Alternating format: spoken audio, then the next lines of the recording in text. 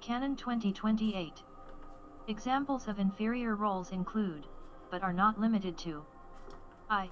Ancestral estate, an estate that is acquired by descent or by operation of law with no other consideration than that of blood, and 2.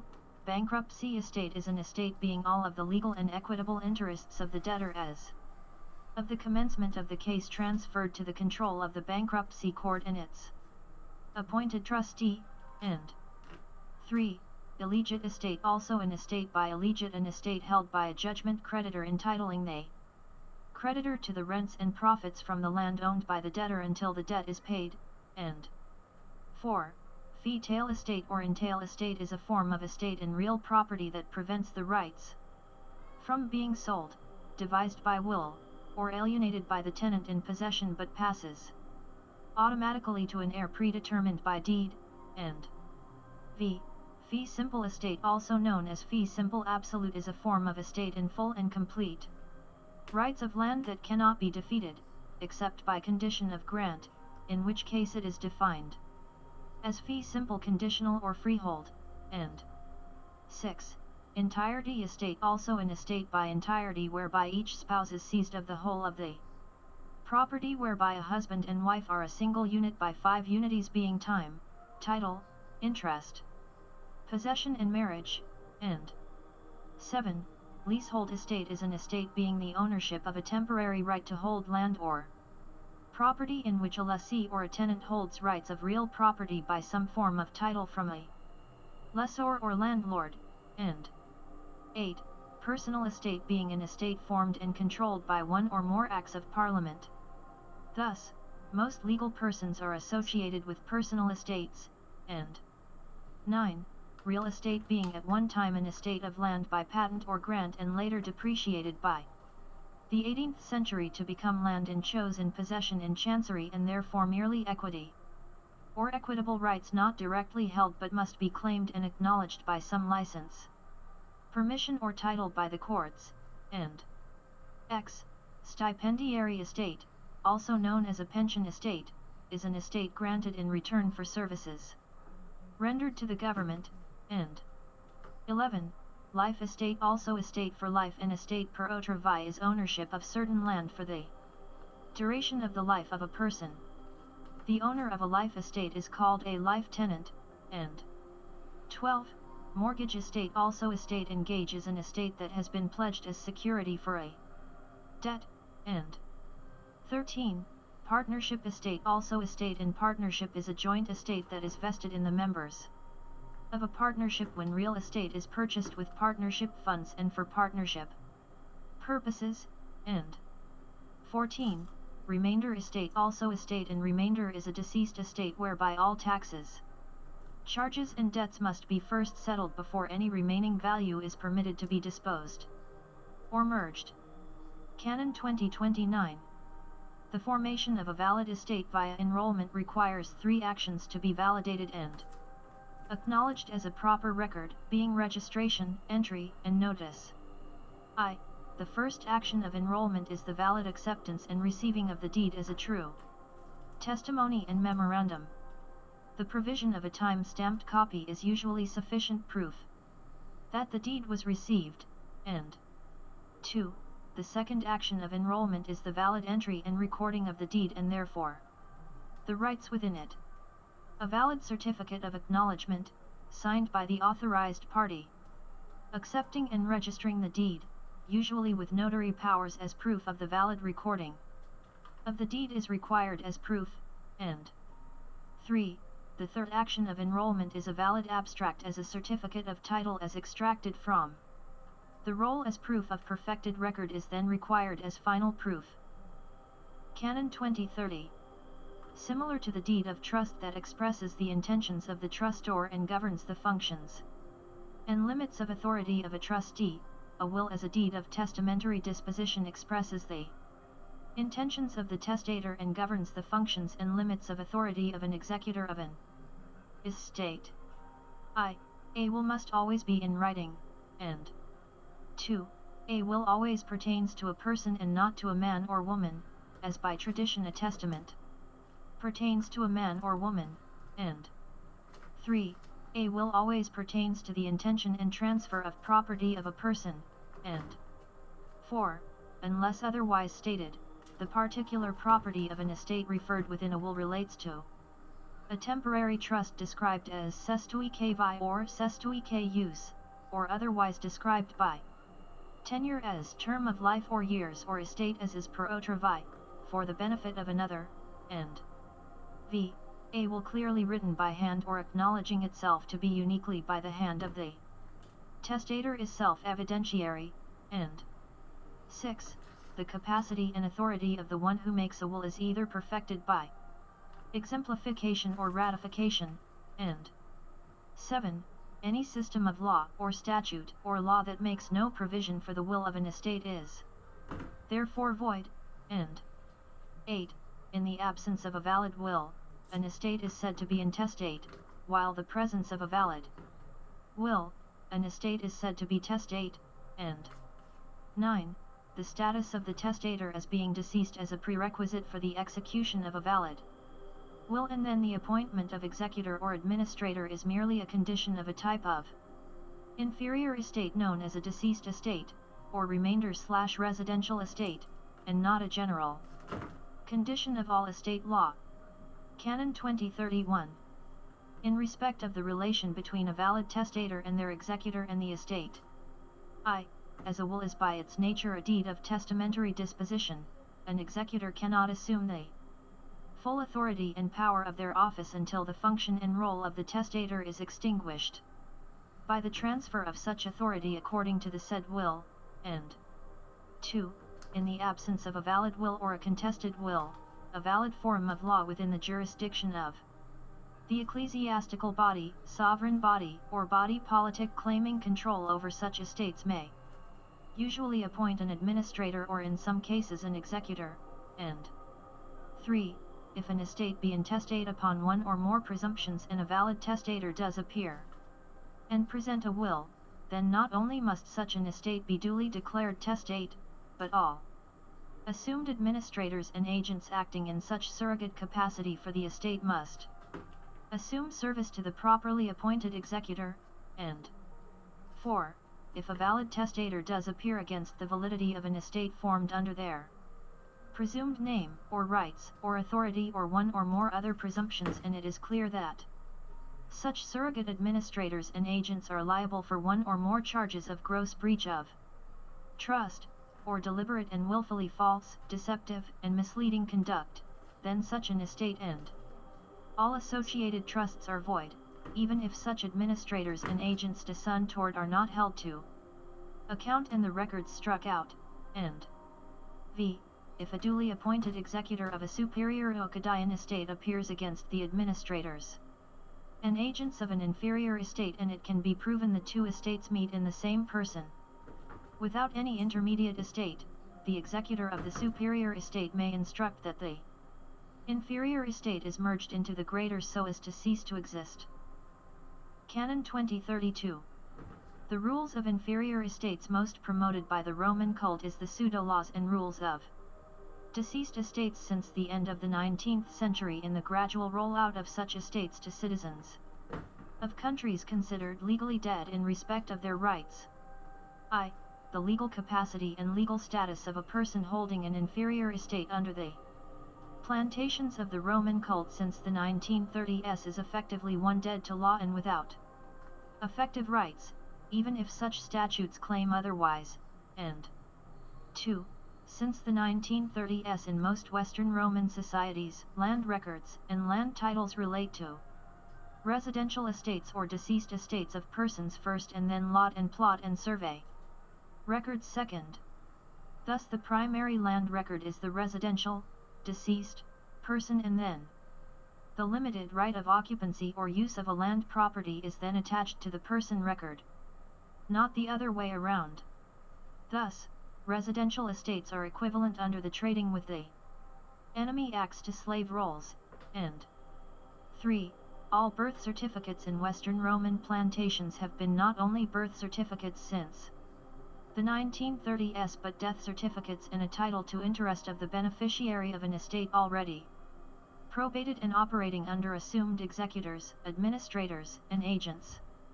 The argument is plausibly denied by the deliberate corruption of health statistics by officers of the Coroner's Inn, failing to properly identify live births from stillbirths on the official forms, and 4. All residential estates, also known as deceased estates, are formed on the presumption that all persons died intestate and as bastards under the morally repugnant bastard laws of Westminster, making any property of the estate technically within the full authority of the state, under the complete support of the Roman cult and its agents, and v. The primary public temporary trusts associated with a deceased estate are real estate and personal estate. However, the mode of rights under real estate have depreciated so that rights of real estate may only be claimed in equity, and that the right to freehold estates in real estate no longer exist. Thus, people holding real estate as deceased estates no longer possess clear land title in many countries and only hold a dubious privilege of occupancy that can be overturned in favor of mining, easements, fracking, and other persons with greater rights to land, and 6. Since the 19th century, inferior Roman estates such as deceased estates have restricted the modes of transfer of real estate. Under such grossly inferior estates, there exists only two modes of acquiring title to real estate, either by descent as an heir or by purchase.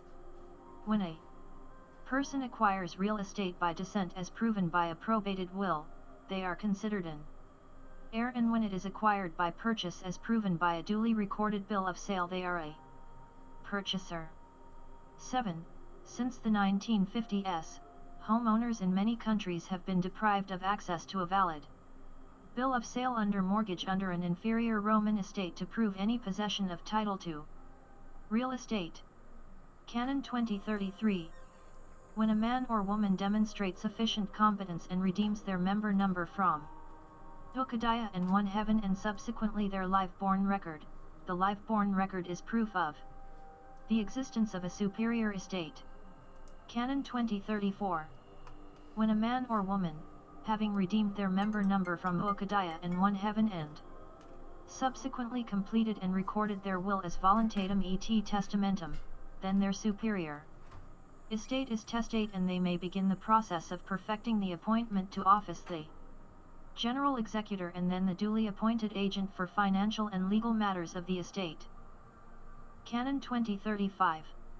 In respect of any and all past, present and future claims of inferior estates, also known as Roman estates and Western Roman estates. I, as the Roman cult, also known as the Vatican, also claiming itself to be the Holy See in all subsequent derivatives, divisions, splits and denominations thereof have never been properly Catholic, or Apostolic, or Christian or honorable toward divine law, but are heretics, necromancers, apostates, deceivers, liars, misleaders, and criminals. The Roman cult and its agents have never possessed the authority or power to form any kind of valid inferior estates or inferior trusts, and 2. All divine rights as defined by the most sacred covenant Pactum de Singularis Caelum are hereby acknowledged as having been placed in divine trusts with divine right of use conveyed to the associated true trusts from the beginning of existence of the planet, before the existence of the Homo sapiens species and any cellular life.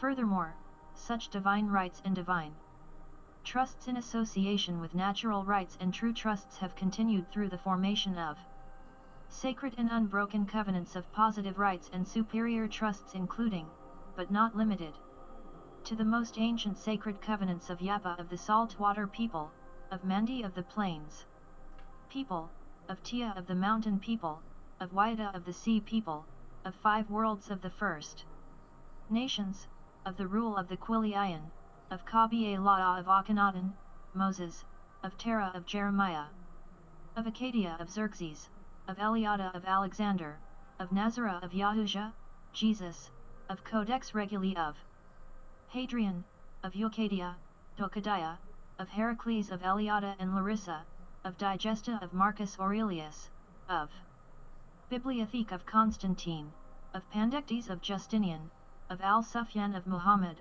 of Sacred Law of the Carolingians, and by the full and complete conveyance and transfer of all such rights, title, and powers of the above-mentioned ancient sacred covenants into the most sacred covenant, known as Pactum de Singularus Caelum by the divine Creator of all existence and by all heaven, and 3. As no inferior trust or inferior estate claimed under Western Roman law could ever have rightfully held any form of positive rights, or natural rights or divine rights, all such claimed inferior trust or inferior estates are null and void from the beginning with no force or effect, ecclesiastically, morally, lawfully, or legally, and 4. The management of all valid trusts and estates has always been granted solely and exclusively to the Society of One Heaven in accord with the most sacred covenant Pactum de Singularis Caelum and these canons for the benefit of all life and all beings from the beginning, and no other, and v.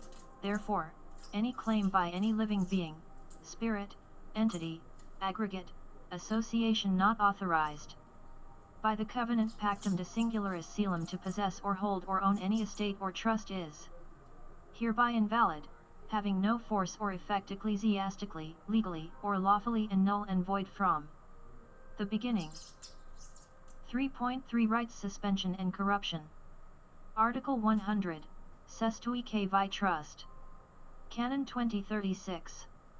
A Cestui Que Vi Trust, also known by several other pseudonyms such as term of life or years or per otravi or fide commissary trust or foreign situs trust or secret trust, is a pseudo-form of trust first formed in the 16th century under Henry VIII of England on one or more presumptions, including, but not limited to, one or more persons presumed wards, infants, idiots, lost or abandoned at sea and therefore assumed/presumed dead after 7 years. Additional presumptions by which such a trust may be legally formed were added in later statutes to include bankruptcy, incapacity, mortgages and private companies. Canon 2037. In terms of the evidential history of the formation of Cestui Que Vi trusts, the first Cestui Que Vi trusts formed were through an act of Henry VIII of England in 1540. 32 Hen.8 C1, and later wholly corrupted, whereby the poor people of England, after having all their homes, goods, and wealth seized in 1535, 27 Hen.8 C.28, under the guise of small religious estates under £200, were granted the welfare or commonwealth benefit of an Cestui Que use, or simply an estate with which to live, to work, and to bequeath via a written will, and 2. In 1666 Westminster and the ruling classes passed the infamous Proof of Life Act, also called the Cestui Que Vi Act, 19 Car.2 C.6, whereby the poor and disenfranchised that had not proven to Westminster and the courts they were alive, were henceforth to be declared dead in law and therefore lost, abandoned, and their property to be managed in their absence. This supremely morally repugnant act, which remains in force today, is the birth of Mundi and the infamous occult rituals of the British courts and the wearing of black robes and other paraphernalia in honoring the dead, and 3. In 1707 Westminster under Queen Anne, 6 ANN C.18, extended the provisions of proof of life and Cestui Que Vi, extending the use of such structures ultimately for corporate and other franchise purposes. This wicked, profane, and completely sacrilegious act in direct defiance to all forms of Christian morals and rule of law has remained a cornerstone of global banking and financial control to the 21st century, and 4. In 1796, King George III, 36 Geo 3 C.5220, duty was applied to estates per otravi for the first time, and v. In 1837, 1 Vic C.26, and the amendments to the nature of wills, that if a person under an estate per otravi, Cestui vi, did not make a proper will, then such property would be granted to the executors and administrators. Canon 2038. In terms of the evidential history of the operation and any form of relief or remedy associated with Cestui vi trusts, taking into account all statutes referencing Cestui vi prior to 1540 RA. Deliberate fraud and proof of the illegitimacy of Westminster statutes. I. The first act outlining Cestui vi trusts is deliberately hidden under the claimed statutes of the reign of King Richard III in 1483, 1 Rich.3c.1, whereby the act, still in force, states that all conveyances and transfers and use of property is good, even though a purchaser may be unaware it is effectively under Cestui use, subject to a Cestui vi trust.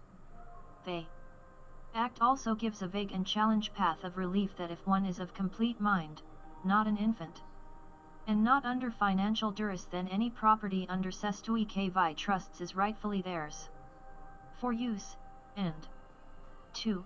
The second act outlining Cestui vi trusts is deliberately hidden under the reign of Henry VII in 1488, 4 Hen.7c.17, permitted lords to render any attempt by people classed as wards to demonstrate their freedom useless, and that such lords may use writs and other devices to force such people back to being compliant wards, poor slaves. The only remedy under this act was if a ward demonstrated the waste of the lord as to the property and energy seized from the poor, ignorant white slaves, and 3.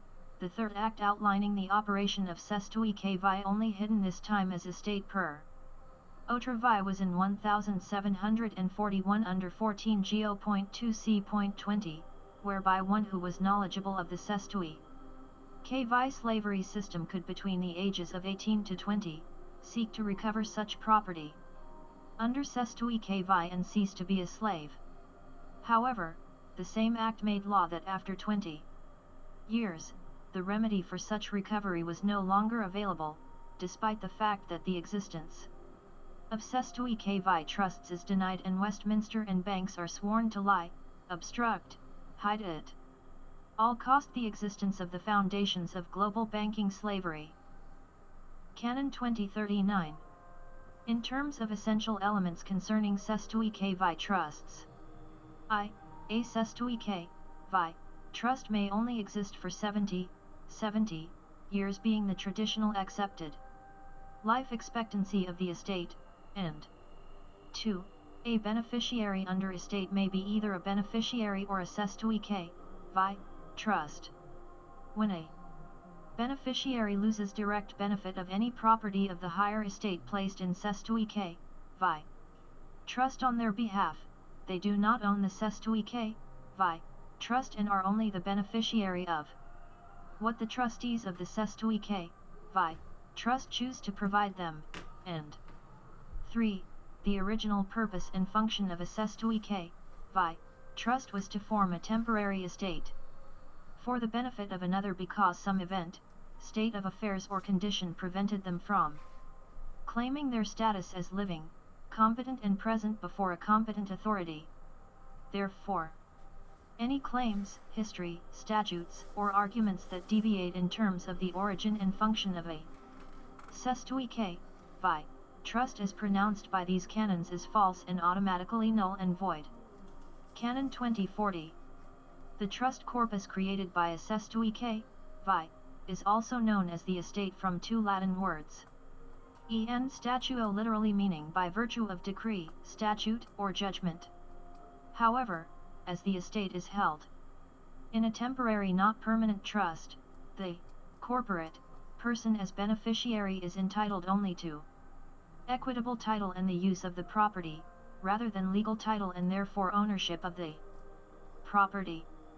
Only the corporation, also known as body corporate, estate and trust corpus of a Cestui vi trust possesses valid legal personality. Canon 2041.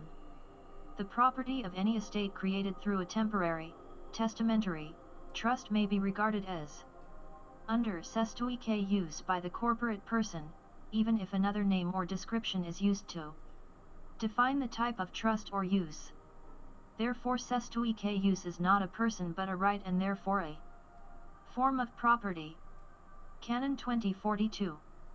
In 1534, prior to the first Cestui que vi Act, 1540, Henry VIII declared the first Cestui que vi type estate with the Act of Supremacy which created the Crown Estate. In 1604, 70 years later, James I of England modified the estate as the Crown Union of Crowns. By the 18th century, the Crown was viewed as a company. However, by the start of the 19th century, around 1814 onwards, upon the bankruptcy of the company, 1814/15, it became the fully private Crown Corporation, controlled by European private banker families. Canon 2043. Since 1581, there has been a second series of Cestui que vi estates concerning the property of persons and rights which migrated to the United States for administration, including in 1651 the Act for the Settlement of Ireland 1651-52 which introduced the concept of settlements, enemies of the state and restrictions of movement in states of emergency, and 2. In 1861 the Emergency Powers Act 1861, and 3. In 1931 the Emergency Relief and Construction Act 1931-32, and 4. In 2001 the Patriot Act 2001. Canon 2044. Since 1591, there has been a third series of Cestui que vi estates concerning the property of soul and ecclesiastical rights which migrated to the United States for administration, including in 1661 the Act of Settlement 1661-62, and 2. In 1871 the District of Columbia Act 1871, and 3. In 1941 the Lend-Lease Act 1941. Canon 2045. By 1815 and the bankruptcy of the Crown and Bank of England by the Rothschilds, for the first time, the Cestui que vi trusts of the United Kingdom became assets placed in private banks, effectively becoming private trusts or fideicommissary trusts administered by commissioners, guardians. From 1835 and the Wills Act, these private trusts have been also considered secret trusts whose existence does not need to be divulged. Canon 2046. From 1917/18 with the enactment of the Sedition Act and the Trading with the Enemy Act in the United States and through the United Kingdom, the citizens of the Commonwealth and the United States became effectively enemies of the state and aliens, which in turn converted the fideicommissary private secret trusts to foreign situs, private international trusts. Canon 2047. In 1931, the Roman cult, also known as the Vatican, created the Bank for International Settlements for the control of claimed property of associated private central banks around the world. Upon the deliberate bankruptcy of most countries, private central banks were installed as administrators and the global Cestui que vi/foreign situs trust system was implemented from 1933 onwards. Canon 2048. Since 1933, when a child is born in a estate, under inferior Roman law, 3. Cestui que vi trusts are created upon certain presumptions, specifically designed to deny the child forever any rights of real property, any rights as a free person, and any rights to be known as man and woman rather than a creature or animal, by claiming and possessing their soul or spirit. Canon 2049. Since 1933, upon a new child being born, the executors or administrators of the higher estate willingly and knowingly convey the beneficial entitlements of the child as beneficiary into the first. Cestui K. Vi.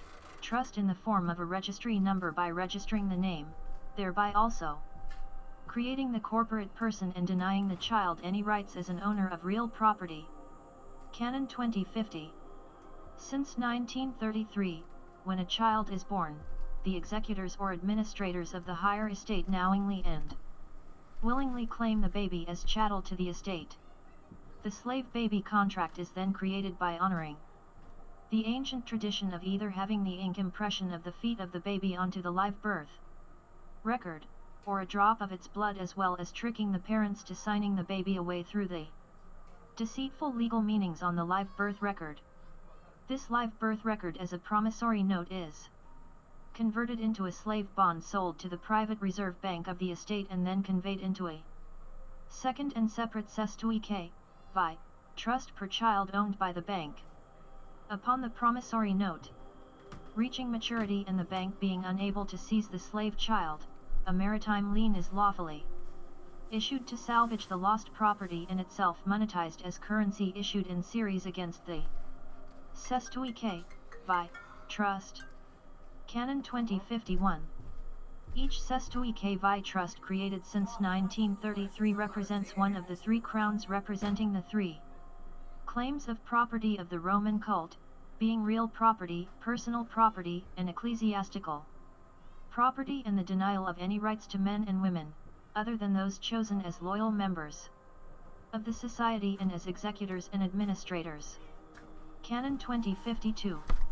The three Cestui K. Vi. Trusts are the specific denial of rights of real property, personal property, and ecclesiastical property for most men and women, corresponds exactly to the three forms of law available to the gala of the Bar Association courts.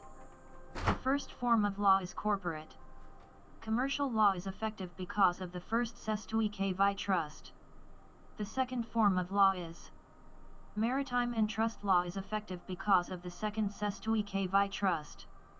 The third form of law is Talmudic, and Roman cult law is effective because of the third Cestui K. Vi. Trust of baptism. Canon 2053. The birth certificate issued under Roman law represents the modern equivalent to the settlement certificates of the 17th century and signifies the holder as a pauper and effectively a Roman slave. The birth certificate has no direct relationship to the private secret trusts controlled by the private banking network, nor can it be used to force the administration of a state or nation to divulge the existence of these secret trusts. Canon 2054. As the Cestui K. Vi. Trusts are created as private secret trusts on multiple presumptions, including the ongoing bankruptcy of certain national estates, they remain the claimed private property of the Roman cult banks and therefore cannot be directly claimed or used. Canon 2055. While the private secret trusts of the private central banks cannot be directly addressed, they are still formed on certain presumptions of law, including claimed ownership of the name, the body, the mind and soul of infants, men and women. Each and every man and woman has the absolute right to rebuke and reject such false presumptions as a member of one heaven and holder of their own title. Canon 2056.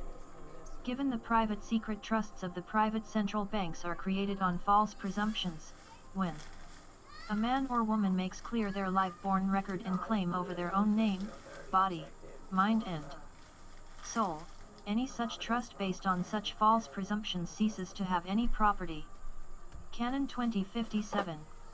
Any administrator or executor that refuses to immediately dissolve a Cestui K. Vi. Trust, upon a person establishing their status and competency, is guilty of fraud and fundamental breach of their fiduciary duties requiring their immediate removal and punishment. Article 101, Mortgage. Canon 2058. A mortgage is a formal written instrument where a, the mortgager, as assignor temporarily assigns certain rights in trust to some specific certificate of title and real or personal property to be, the mortgagee, as trustee, as security for a sum secured, mortgage debt, and the agreed performance of obligations or payment of money to C, the lender, or the seller, or the holder. A mortgage of personal property is a bill of sale. Canon 2059. The certificate of title in real or personal property used as security within a valid mortgage instrument is some valid title of interest, use, or ownership recorded in a formal roll or register that is commonly accepted, or defensible or provable within the relevant jurisdiction. Examples of certificates of title used as security within a mortgage include, but are not limited to: I. Certificate of title to land as freehold such as fee simple, or fee tail, or leasehold such as copyhold, formerly tenancy at will, or estate for years or estate for life, or 2. Certificate of title to land-related rights such as water rights, mineral rights, easement, timber rights, farming rights, grazing rights, hunting rights, air rights, development or subdivision rights, or 3. Certificate of title to personal property such as motor vehicle, luxury goods, valuables and collectibles or appliances, or 4. Certificate of title to lease, or hire purchase agreement or contract or promissory note, or v. Certificate of title to securities such as stocks, bonds, debentures, or loans. Canon 2060. A valid mortgage by definition is a trust by agreement of assignment whereby the mortgager, assignor, possesses the right to redeem the property upon the fulfillment of the terms of the agreement. Therefore, I. Any instrument or arrangement that claims or purports or infers itself to be a mortgage that is not a trust, is a clear example of deceptive and misleading conduct, rendering any and all obligations null and void, with all liability upon the one culpable of such deceptive and misleading conduct, and 2. Any instrument or arrangement that claims or purports or infers itself to be a mortgage that lists the mortgager as a grantor or gifter is clearly deceptive and misleading and contrary to the function and nature of a valid mortgage, which must be by assignment for the mortgager to possess any right of redemption and reconveyance of ownership, and 3. The core agreement of a mortgage is between the mortgager as assignor to the mortgagee as trustee. If such agreement is not done in good faith, with clean hands and without prejudice, then no valid mortgage exists and all liability rests upon the impostor trustee, de sun tort, and 4. If the mortgagee fails to properly identify himself, or the trust, then such action nullifies any effective agreement or enforceability under true law, and v. If the mortgagee fails to give a valid oath to act in fiduciary capacity as trustee, then no trust exists and no valid mortgage exists, and all conveyances and transfers must by definition be without lawful effect, with all such rights and title remaining with the assignor. Canon 2061. The most common forms of mortgages are: I. Stock mortgages, where C. the seller sells a sum of stock and then advances the proceeds to A. the buyer, and the mortgager, who then covenants to replace the stock, i.e. to purchase and transfer to C a like amount of stock, at a future time, and executes a mortgage of title in real property to B, the mortgagee, as security for the covenant, and 2. Legal mortgages, where A. the mortgager conveys real property to B, the mortgagee, and trustee, by deed, as a security for the scheduled repayments of money to C, the lender, or the seller, or the holder, and 3. Equitable mortgages, where A. the mortgager conveys personal property in the form of a lien upon a lease to B, the mortgagee, and trustee, as a security for the scheduled repayments of money to C, the lender, or the seller, or the holder. An equitable mortgage will normally be upheld by a court of equity, despite the fact it is wanting and lacking in essential features of a legal mortgage, i.e. the existence of valid title. Canon 2062. In respect of the mortgagee, I. by the very nature of what normally constitutes a valid mortgage, the mortgagee, the trustee, is a trustee of a valid trust formed under oath into which the real or personal property used as security is conveyed. A failure of oath or disclosure or fiduciary capacity automatically renders such trust dissolved, with full liability for the mortgage debt with the trustee to son tort, and all rights returned to the assignor, and 2. As any valid conveyance of real or personal property within a mortgage must by definition be temporary and therefore an assignment, the mortgagee as trustee remains obligated for the duration of the mortgage to provide full notice and disclosure and property accounting to the mortgager as assignor. The failure of the mortgagee as trustee in their fiduciary capacity renders the mortgager, assignor, free from liability as well as the beneficiary free from any liability, with all liability upon the mortgagee as trustee to son tort, and 3. It is the mortgagee and not the lender who is obligated under fiduciary capacity to give notice and proper accounting to the beneficiary of the mortgage trust, not the lender. Nor may a mortgagee appoint the lender their agent without committing a deliberately deceptive and misleading act that is not at arm's length and therefore without force or effect, and 4. The mortgagee, trustee, has the right after the lapse of a certain time and clear default of the mortgager, assignor, in performance, of enforcing his security, or making it available in obtaining payment of the money advanced, and v. If the mortgage is itself a negotiable security whereby the rights to part or all of the repayment income may be sold in exchange for an amount equivalent to part or a multiple of the value of the mortgage debt, then the mortgagee, trustee, is obligated under fiduciary duties to give due notice to the mortgager, even if such terms are absent in the deed or agreement. The failure of the mortgagee upon receiving money against a mortgage to pay down the mortgage debt is a fraud, collapsing the trust and placing full liability on the trustee to son tort. Canon 2063. In respect of the mortgager, I, by the very nature of what normally constitutes a valid mortgage, the mortgager, the assignor, is free from any direct liability in respect of the sum secured, mortgage debt. Precisely because their conveyance of rights as mortgager to the mortgagee, the trustee, secures it. Any instrument that then seeks to place liability of the sum secured upon the party claimed as mortgager is a fundamentally flawed document having no effect, and 2. The mortgager, the assignor, may also be the beneficiary of the temporary trust formed under the valid mortgage, and 3.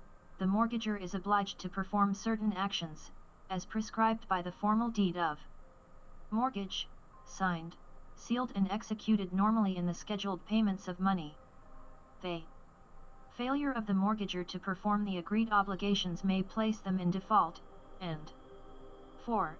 A condition of any valid mortgage is the right of redemption whereby if the mortgager negotiates to pay off the mortgage debt or charge upon the property, he buys it back and therefore is entitled to have it reconveyed to him without encumbrance by the mortgagee, or creditor. If the mortgagee refuses, then the mortgager may bring an action or suit of redemption to compel the mortgagee to reconvey the property on payment of the debt and interest, and v. If a mortgage has been structured as a negotiable security, then the mortgager is entitled to offer a negotiable settlement to the mortgagee, trustee, particularly upon evidence of failure of fiduciary duties, failure of accounting and failure of disclosure. As a negotiable security, the mortgagee, trustee, is obliged to negotiate in good faith as to the negotiated payoff to enable the mortgagee to have his property reconveyed back to him. Canon 2064.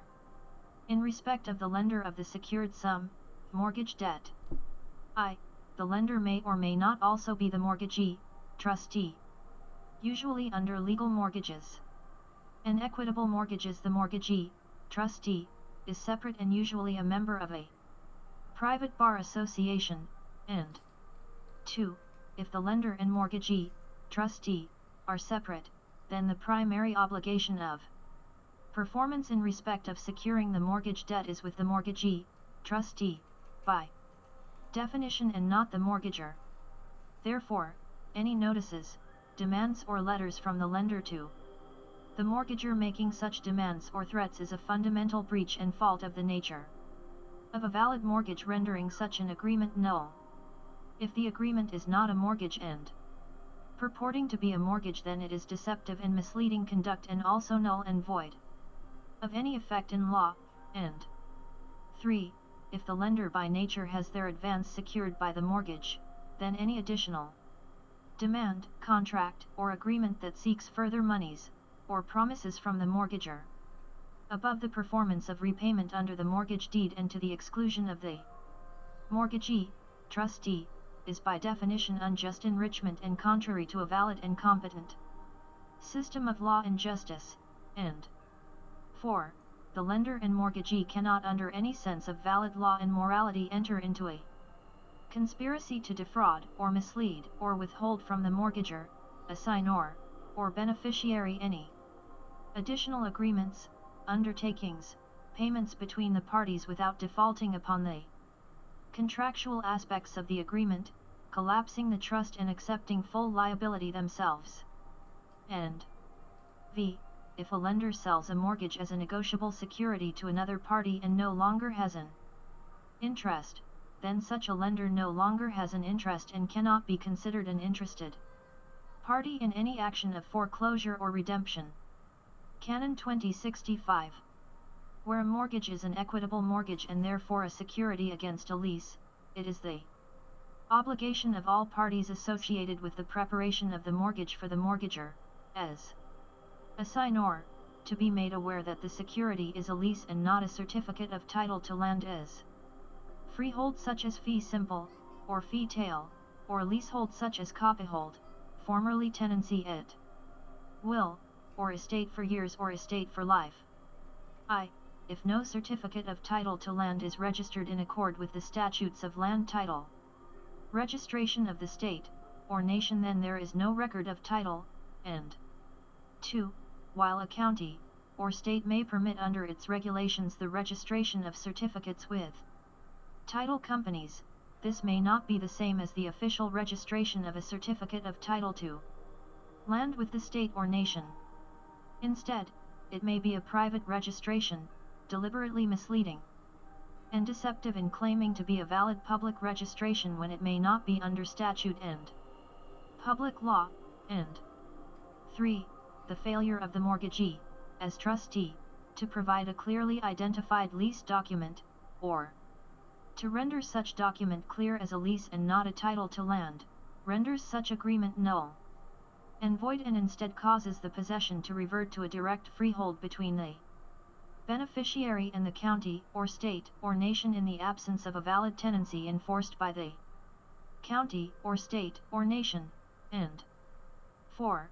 In an equitable mortgage whereby the security is a lease held and registered by the mortgagee, as trustee, the mortgagee becomes the landlord and liable for property taxes and obligations to the upkeep and maintenance of the property. Canon 2066. Any inferior Roman court that openly permits the unrepaired and open fraud of trust law, estate law, and the law of wills by refusing to repudiate any financial institution as lender or attorney as mortgagee that monetizes or multiplies the sale of a loan without consent or remedy to the borrower, openly consents that the whole system of Roman trust law, estate law, and wills no longer applies, and is null and void. Canon 2067.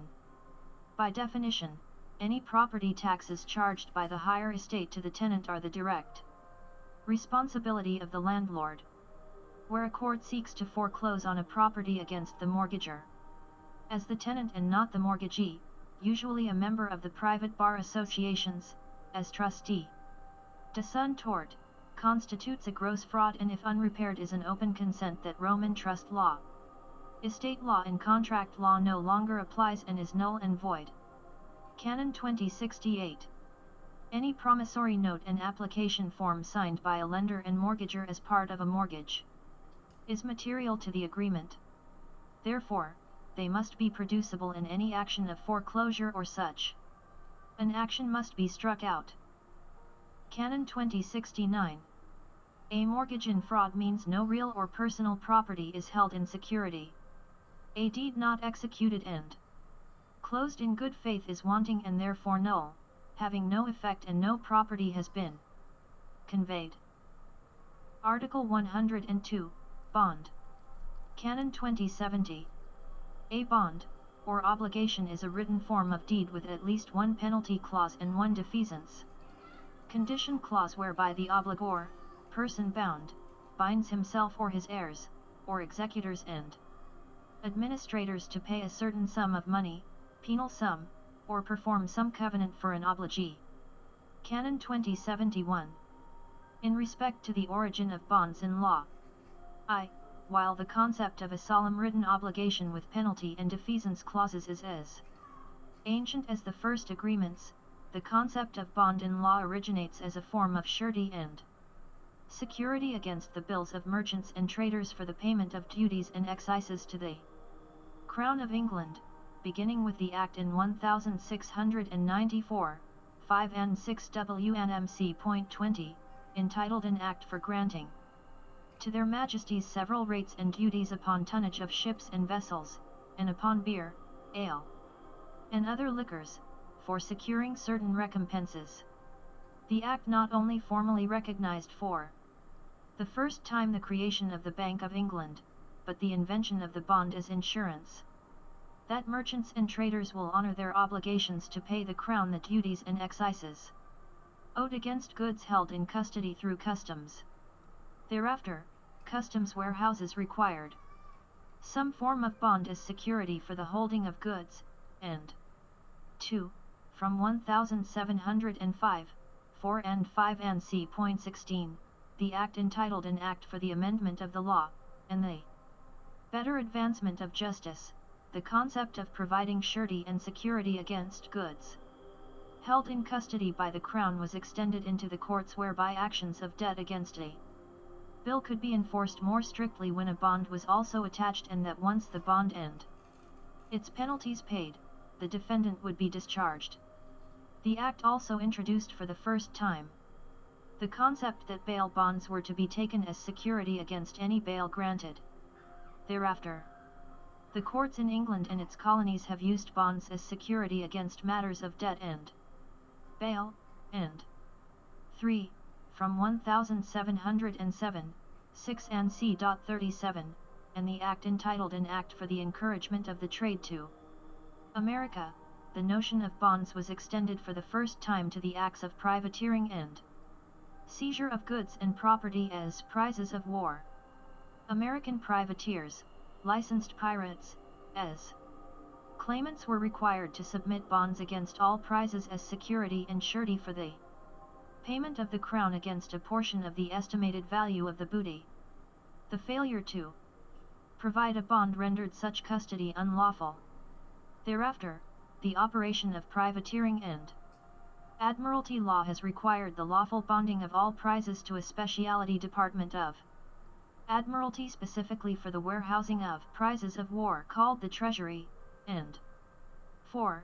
In the same year of 1707, 6 and c.17, and the formalization of the creation of the East India Company, the concept of fully private bonds issued against goods or stock held in custody by a private corporation that could then be sold as commercial paper and negotiable securities was first introduced. This is the birth of bonds as full commercial securities.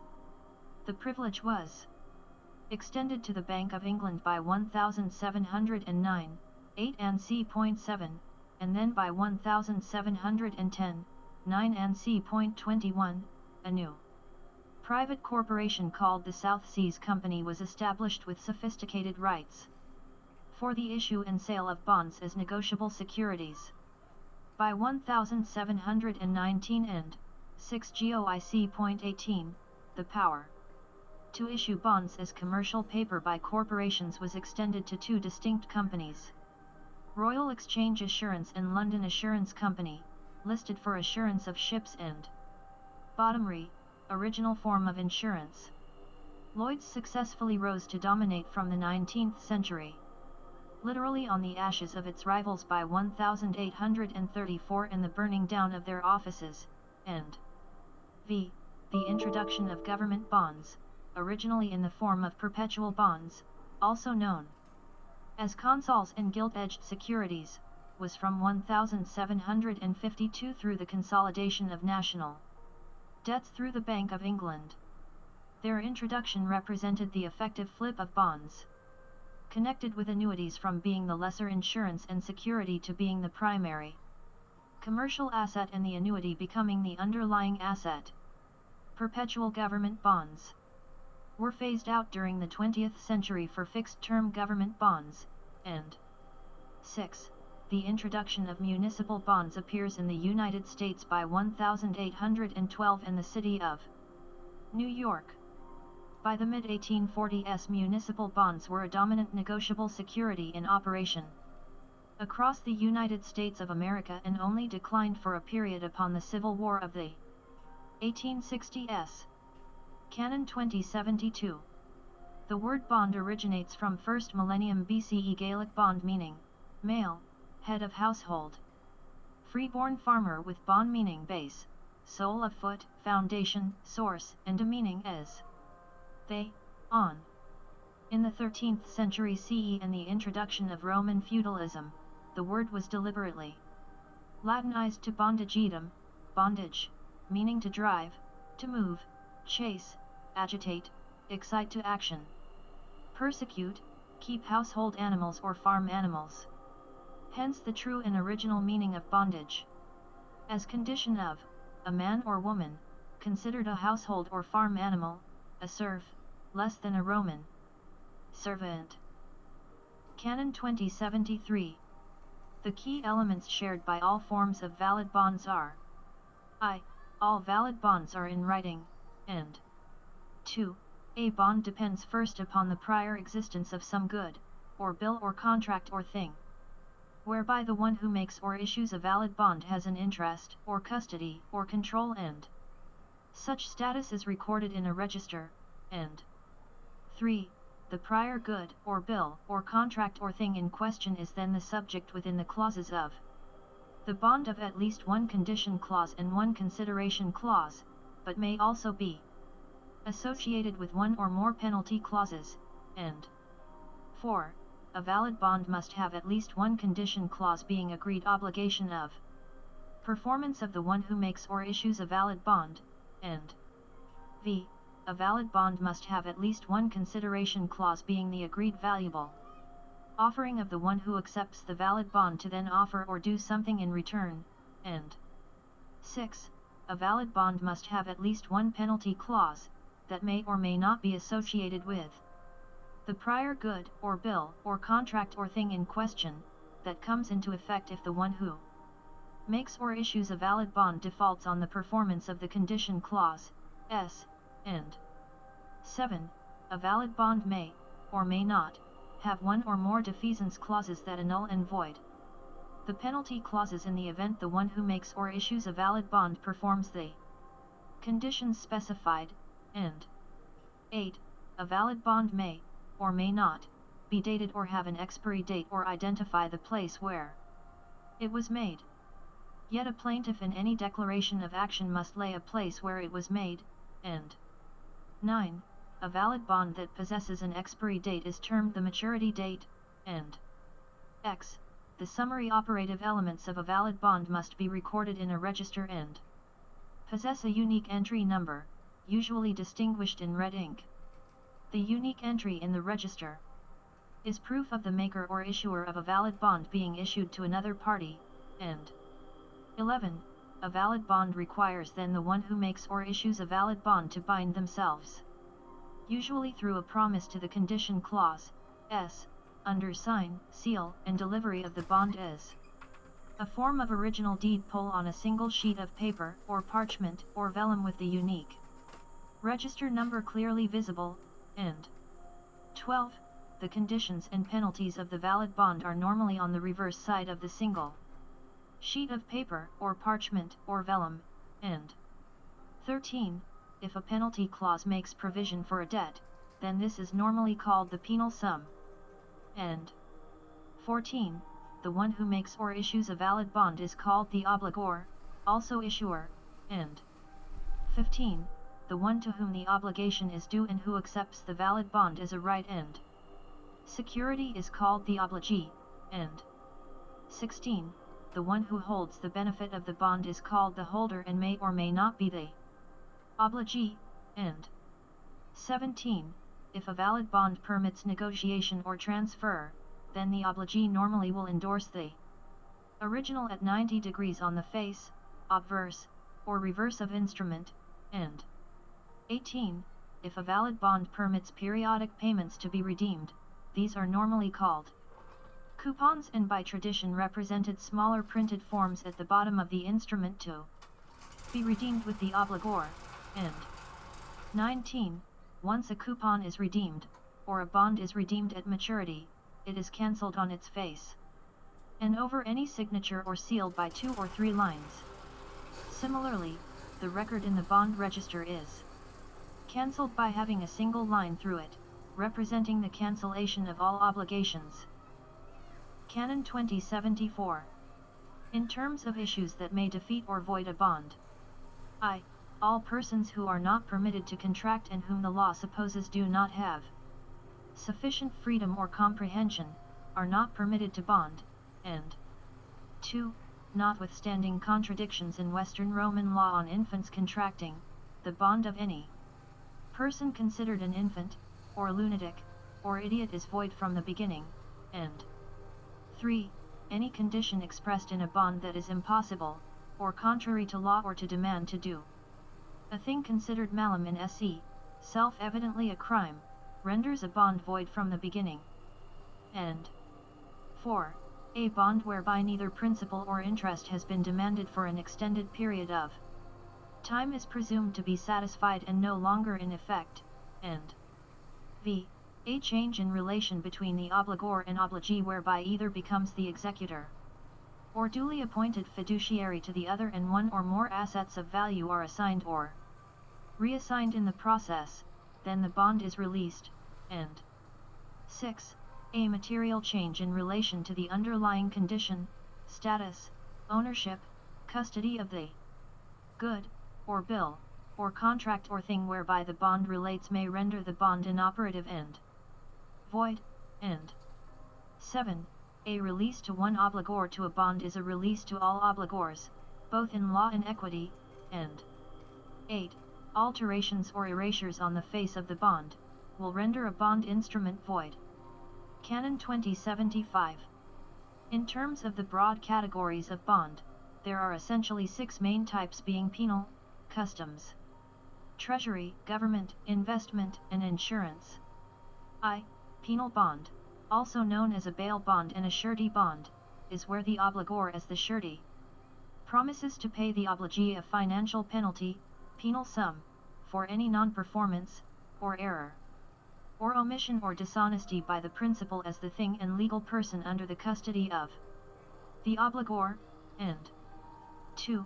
Customs bond, is where the obligor, merchant, promises to pay the obligee, government or private customs firm, any fees due as duty or excise on the goods held in custody by the obligee against the value according to the bill of lading or bill of sale, and 3. Treasury bond, also known as a prize bond, is where the obligor, privateer, promises to pay the obligee, government or military, a share of the value of goods seized and deposited with the treasury as spoils of war under admiralty law until the questions of law concerning the seizure of the prize held in custody has been resolved, and 4. Government bond, also known as a sovereign bond and municipal bonds, is where the obligor, government or government agency, promises to pay the obligee a rate of periodic payments as interest, and the redemption of the principal loan against some underlying asset, e.g. annuities, or stock, e.g. central bank stock, or debt, e.g. government debentures, and v. Commercial bond, also known as a commercial paper, is where the obligor, corporation, Promises to pay the obligee according to some terms on the repayment of money, against some underlying asset such as a contract, or cover note, or factor, and 6. Insurance bond, also known as an investment bond, is where the obligor, insurer, promises to pay the obligee, insured, a sum of money upon an event or loss or upon as fixed time, in exchange for regular payments called premiums against the principal as the life insured in custody of the obligor. Canon 2076. By definition, all property, rights, title, and uses are derived from one heaven through the most sacred covenant pactum de singularis caelum in accord with these canons. Therefore, all valid bonds are subject to these canons. Canon 2077. Any ordinance, regulation, statute, prescript, rescript, deed, or decree that is in contradiction to these present canons in relation to a valid bond is hereby null and void from the beginning, having no force or effect. Canon 2078. Any bond that is deliberately misleading or deceptive as to its nature, intention, function, effect, terms, obligations is automatically null and void from the beginning. Article 103, Lien. Canon 2079. A lien is a legal fiction first created during the reign of Henry VIII of England, whereby one who is owed a debt may lawfully claim certain rights over the property of another who owes the debt until it is paid. Hence, a lien is a non-possessory property interest over certain assets to secure the performance of an obligation, usually the payment of a debt. Canon 2080. The owner of the property against which a lien is placed is called the lienor, while the person who has the benefit of the lien is usually called the lienee. Canon 2081. A lien is an encumbrance over the particular property alienated. Therefore, a lien can cause the title held by the owner to be defeated, terminated, annulled, voided, or invalidated if the performance of the obligations of the lien are not met. Canon 2082. Under the inferior Roman system of law, property may be affected by more than one lien. The lien that is considered the first lien is the lien that takes priority over all other encumbrances over the same property. The second lien has second priority, and so forth for all other liens. Canon 2083. Liens may be regarded as consensual, or non-consensual. A mortgage is a form of consensual lien. A tax lien is a form of non-consensual lien. Canon 2084. Under the inferior Roman system of law, secret liens are permitted to be created against certain property yet kept secret and therefore not appearing on records available to any purchaser or holder of the property, in direct contravention to all principles of law. To reinforce the absurdity and fraud against the very principles of law, these liens are openly called secret liens. Canon 2085.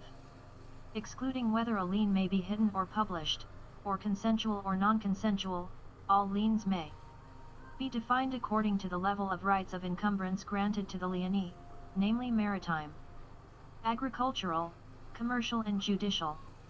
Canon 2086.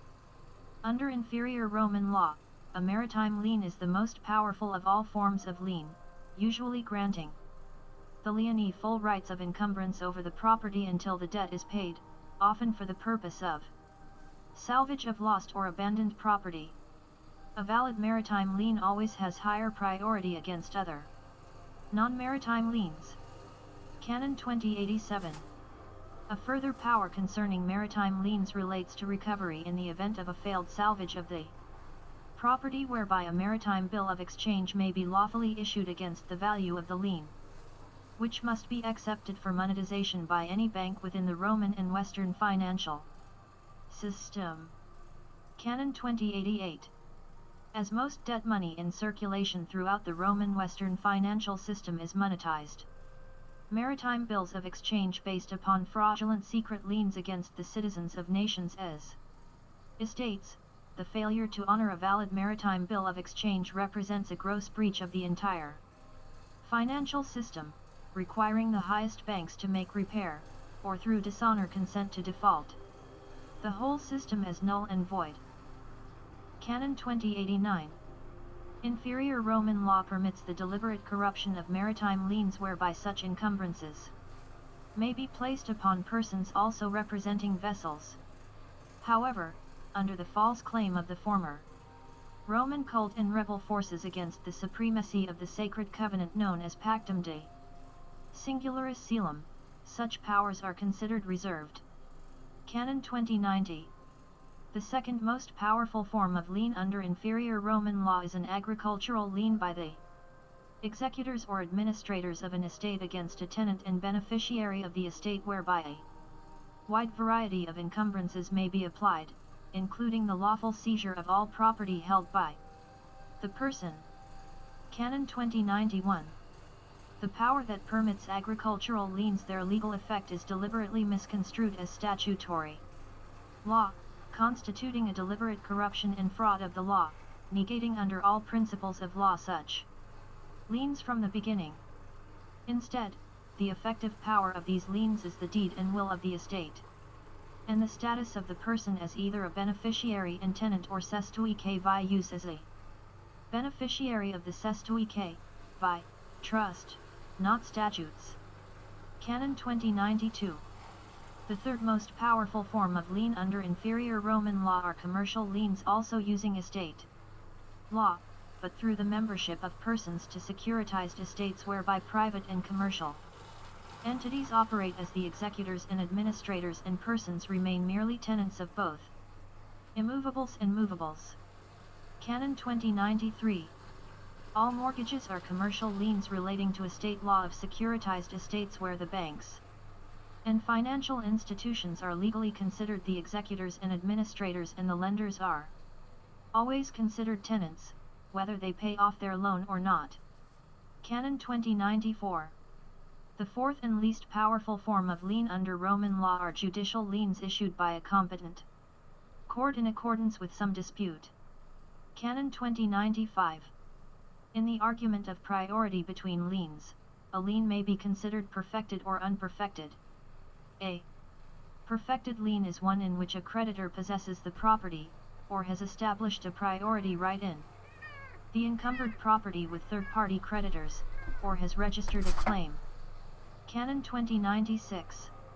As all property rights come from divine trusts to true trusts and then superior trusts, no inferior Roman official, entity, or person has any possible valid claim against a Hokkaidian trust, therefore any inferior Roman lien issued against a Hokkaidian trust automatically is null and void.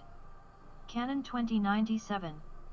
As the Society of One Heaven is the one, the only true Holy See, in accordance with these canons and the sacred covenant Pactum De Ius Positivum, all entities, aggregates, persons, bodies politic or associations not so named are hereby stripped of all ecclesiastical and temporal authority to issue maritime liens, or to permit the monetization of maritime bills of exchange, with all powers hereby lawfully transferred to the treasury of the Globe Union. Canon 2098. As the Society of One Heaven is lawfully the first see and the one true Holy See, all maritime liens by which all currency based on maritime bills of exchange are hereby extinguished, with the full liability for underwriting the debt of these liens henceforth due by all the present and previous executors and administrators and their heirs and successors who have been responsible for presiding over this fraud against the divine Creator and all principles of law. Article 104, Easement. Canon 2099. An easement is a claimed right held by one person to use the land of another for a special purpose. Canon 2100. An easement is effectively a second form of equitable title offered for lease by the administrators and executors of an estate. The most common example is mining rights. Canon 2101. As a person holding a mortgage never actually owns the land, only leases it, they are generally powerless to prevent the executors and administrators of the higher estate selling separate rights under lease to another party, unless they can prove the activities of the second party will grossly deprive them of fundamental rights of the operation of their tenancy. Canon 2102. The existence of any easement is proof that land ownership within the inferior Roman system is conducted as a gross fraud and deception.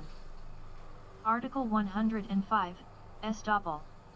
Canon 2103. An estoppel is an impediment to a right of action arising from a person's own act, or where they are forbidden by law to speak against their own deed. Hence, to estop is to stop up or impede a person from alleging or denying a fact, because of his/her own previous act. Canon 2104. The major forms of estoppel are reliance, record, deed, silence, and laches. A reliance-based estoppel is when one party relying on something the other party has done or said relies on certain evidence to prove this to produce an estoppel by representation of fact. Promissory estoppel or proprietary estoppel, and 2. An estoppel by record is when the orders or judgments made in previous legal proceedings prevent the parties from relitigating the same issues or causes of action in an action estoppel or judicial estoppel is issued, and 3. An estoppel by deed is when the rules of evidence prevent the litigant from denying the truth of what was said or done in a deed estoppel is issued, and 4. An estoppel by silence is when a party had the right and opportunity to assert a position earlier, and such silence put another person at a disadvantage, and estoppel by silence may be issued, and a laches is an estoppel in equity by delay. Article 106, Date. Canon 2105. Date is a fictional concept whereby the presence of the word itself indicates either a ceding of rights or a gift by the signatory of a document to the other party. Date comes from two of the oldest words. In Latin, datio meaning to give away one's rights, and dato meaning gift. Canon 2106. By inferior Roman law, when the word date or day is used on a document that is not a deed or agreement and it is associated with a Roman time, this indicates the consent of the author to cede any rights of claim or protest concerning the subject matter contained in the document to the recipient. Canon 2107. By inferior Roman law, when the word date or day is used on a document that is an agreement or deed and it is associated with a Roman time and location, this indicates the consent of the signatory to give any and all rights contained within the agreement to the other party. When both parties sign with the date present, the effect is neutralized. Canon 2108. As the system of inferior Roman law has continued to deceive their own legal professionals as well as members of the general public, the knowledge of the significance of date has been largely lost to only a very few. Canon 2109. Under inferior Roman law, when a party uses date in a Roman time on a document, the recipient has the right to seek an estoppel against any subsequent action by the other party based upon their consent by the use of date to cede any right of claim or protest. Canon 2110. Under inferior Roman law, when a party uses date in a Roman time on a deed, the recipient that did not use date has the right to seek an estoppel against any subsequent action by the other party, based upon their consent by the use of date. Furthermore, the same party has the right to seek a judgment to have the property seized based upon the agreement of any property being a gift. Canon 2111. In accordance with these canons, the legal definitions associated with date and day are hereby null and void, with only the meanings associated with time and timekeeping are permitted to remain. Canon 2112. Any person who seeks to exploit the inferior Roman law trickery of using date or day to indicate a ceding of rights or gift is henceforth guilty of fraud, and any such cause of action is immediately null and void. Article 107, Revenues. Canon 2113. Revenue is the periodic accounting of all rights, titles, securities, property, goods, money, and other things of equivalent value collected and received by a trust, or estate, or company or fund during the normal course of its activities. Canon 2114.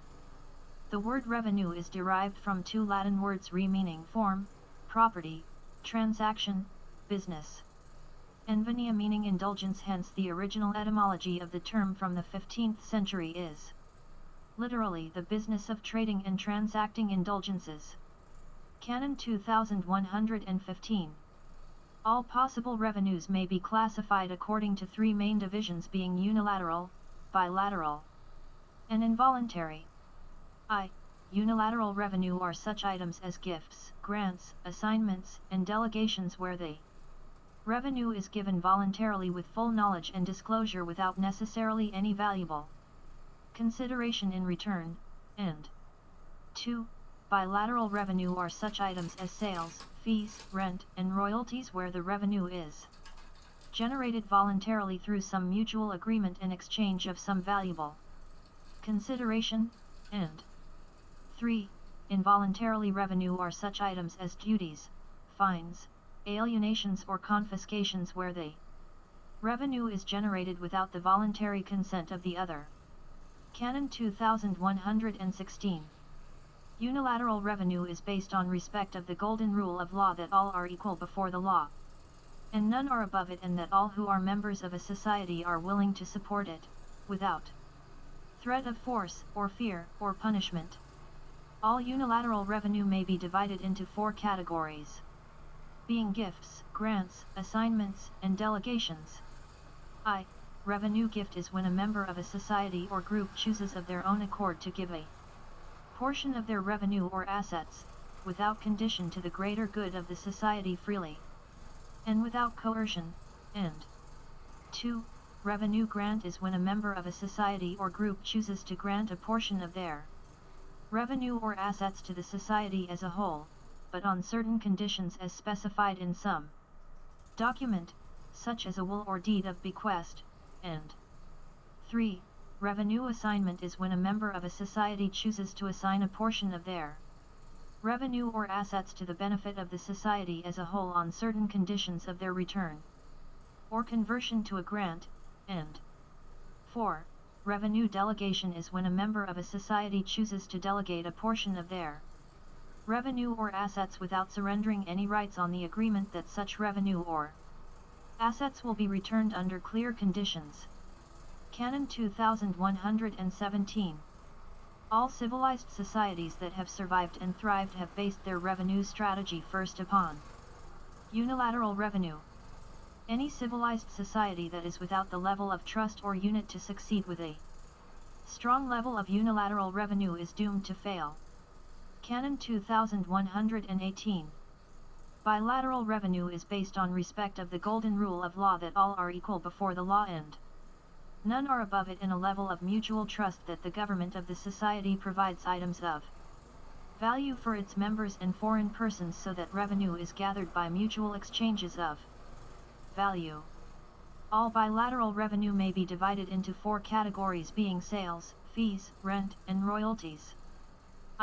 Sales revenue is when goods are manufactured and sold for a price, which may include access to transport, communication systems, utilities, and a whole range of products supporting society that are not otherwise considered free to every member, and 2.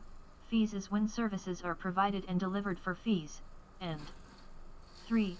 Rent is when an asset is provided to a member of a society in exchange for charging a rent for its use, rather than a sale in exchange for a price, sales, and 4. Royalties is when fees are generated for the licensing and use of intellectual property held in trust to the community. Canon 2119. A healthy community should generate more than half of its revenues from bilateral revenue. A sick and dying model of society is when less than a third of revenues are generated from bilateral revenue. Canon 2120. Involuntarily revenue is when the authority, power, and force of office is used against the best interests of the people whom the government of a society is there to serve, often in the form of open repudiation of any form of true rule of law, or justice, or due process through rampant cronyism, tyranny, incompetence, and corruption.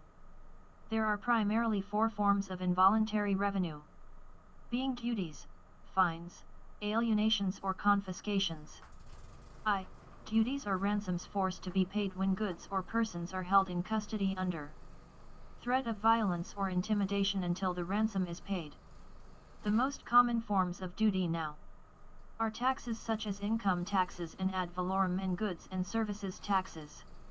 Contrary to the deliberate falsities and deceptions of the ruling classes, most forms of duty extraction are privatized so that those who attack the population are nothing more than privateers, licensed pirates, and 2. Fines are penalties that are supposed to only be issued by a legislative body under authority of the people, the failure of a person to perform a duty and thereby issued in lieu of the recovery of duties and cost of recovery. However, fines are now excessively used by corporations without any statutory authority, and 3. Alienations is when rights to property are removed by legislative, judicial, or executive orders, with no fair right to compensation, appeal, relief, or remedy. Alienations have continued to accelerate from the 1970s across most industrialized nations, and 4. Confiscations is when property is stolen under orders and levies. Canon 2121. Whilst it may be technically argued that a society through its legislative, judicial and executive branches may recover revenues from fines and forfeitures, all other forms of involuntary revenue is an abomination against the golden rule of law, all true ecclesiastical scripture and law in all forms of reason and proper sense of morality. A system of government that relies primarily upon involuntary revenue is nothing more than a system of tyranny that is doomed to be overthrown and fail. Canon 2122. The majority of Western Roman nations today base their revenues on involuntary revenues and in particular upon immoral, unjust, and unsustainable principles of theft, violence, intimidation, alienation, confiscation and piracy. In almost all cases, such systems of government have absolutely no legitimacy of authority, with no respect of rule of law, or justice, or due process. Canon 2123. The inferior Roman system of taxes as adopted by most nations as estates is predicated on fraud.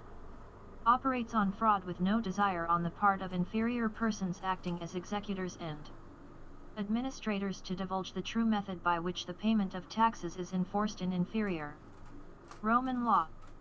Canon 2124. Under the modern inferior Roman legal system, almost all revenue of an estate is now classed as taxes, which is both confusing and deliberately misleading.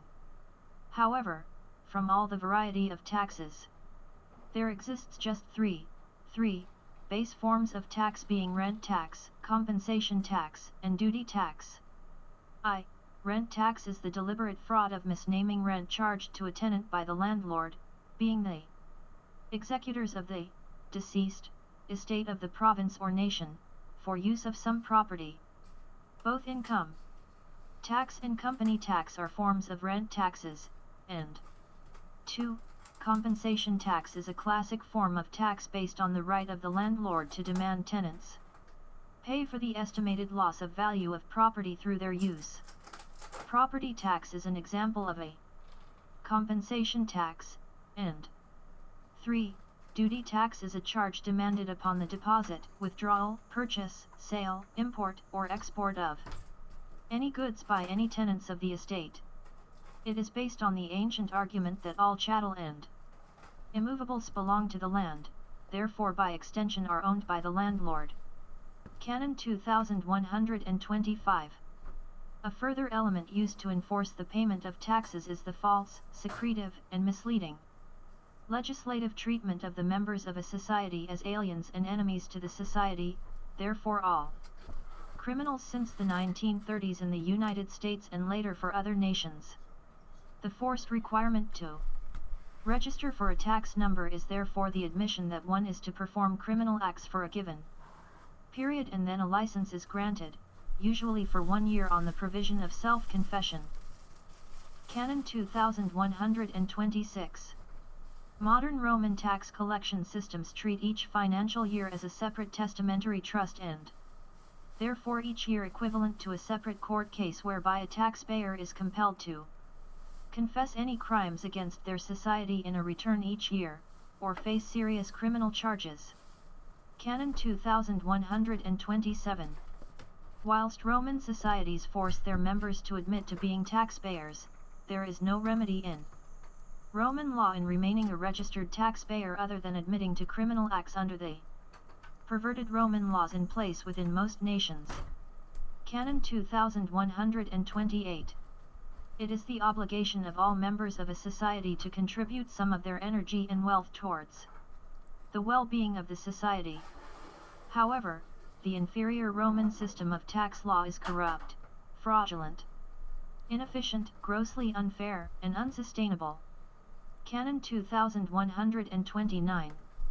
While all governments have a right to seek revenue and contributions from their members, the extraordinary fraud and continued deception and fraud that is required to keep the inferior Roman system of tax operating, negates the validity of claiming the law. Instead, all systems of revenue based in inferior Roman tax law are null and void from the beginning. Canon 2130. No system based on duty is valid in law, or possesses any valid ecclesiastical or moral authority. Canon 2131. The fact that governments who promote involuntary revenue techniques permit the selling of such revenue raising to corporations is an abomination and the height of treachery against their own people. Canon 2132. Only fines and forfeitures issued under these canons in accord with the law are permitted as forms of revenue, with all other forms of involuntary revenue forbidden. Article 108.